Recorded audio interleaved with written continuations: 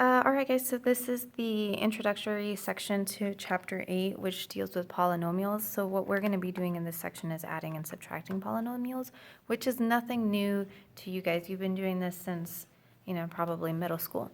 The one thing that you need to know is combined like terms, which you'll see me abbreviate CLT. So make sure that you understand that, you write that down because I will be using that abbreviation, so you need to know what it is.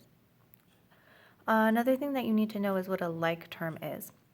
So in order for something to be a like term, it has to have the same variable with the same exponent. The coefficient doesn't matter. So for example here, if I have 2x plus 3x, they both have x's and they both have the same exponent. The exponent here is 1, 1. The coefficients 2 and 3 don't matter.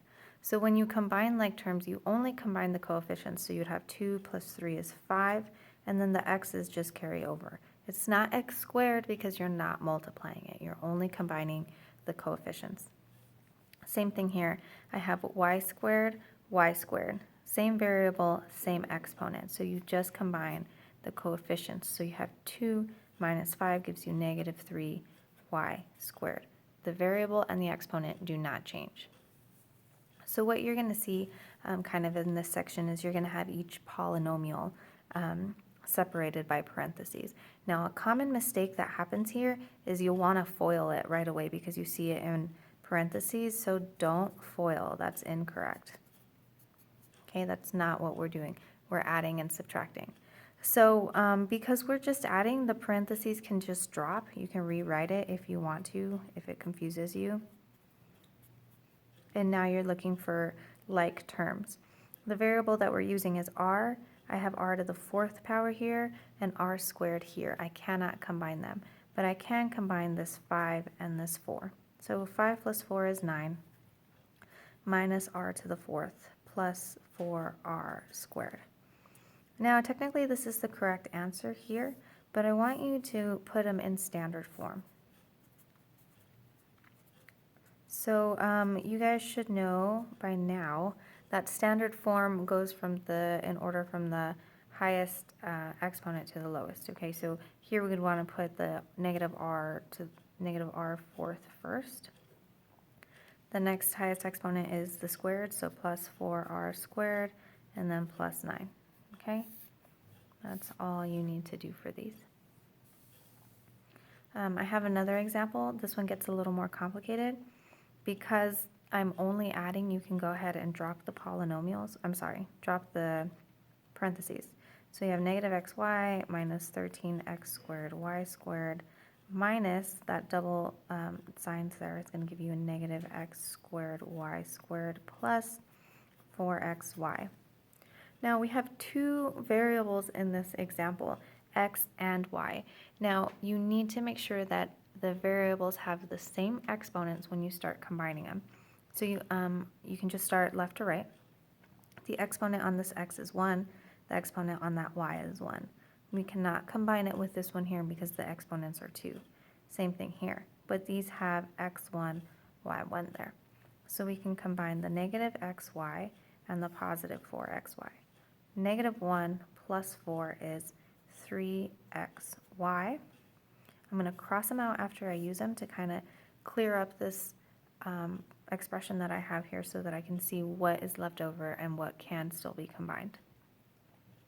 So my negative 13x squared, y squared, x squared, y squared. Same variables, same exponents. So we can combine them. I have negative 13 minus 1, negative 14x squared, y squared. Okay, and that's going to be your final answer there. If you want to rewrite it, we've got negative 14x squared y squared plus 3xy. Okay, so nothing too difficult. I have a few more examples for you. When it's subtracting, it gets a little more tricky. Again, you do not want to FOIL. Do not FOIL these things.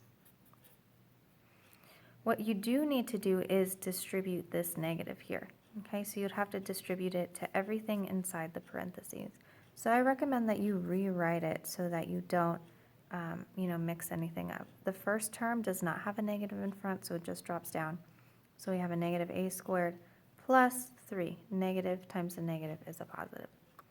So now you look to see for what terms you can combine. I have an a squared, put those together. 2 minus 1 is 1a squared.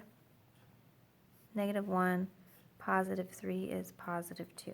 Okay, so we have a squared plus 2 already in standard form. Now with this last polynomial, you'll see that we have multiple variables, so you want to make sure that you get the correct ones together. Here we have a negative, so we're going to need to distribute it to every term that's inside that parentheses. Negative m4, negative 14n cubed, negative 3n4m4. There's nothing outside here, so it just comes down. 8m4n4 minus 4n cubed. Now I like to go left to right just because it makes it easier and you can start eliminating your like terms. So I'm looking for variables that have an m to the 4th power and an n to the 4th power. Here I cannot combine it because it's n cubed. Here I cannot combine it because it doesn't have an n. It has to have both the variables with the same exponents. Here n cubed doesn't work. Here I have n4m4. So in the first polynomial I have 8m4n4. I'm sorry, in the first term I have m4n4. And in this term I have n4m4. These are actually like terms right here. The order doesn't matter.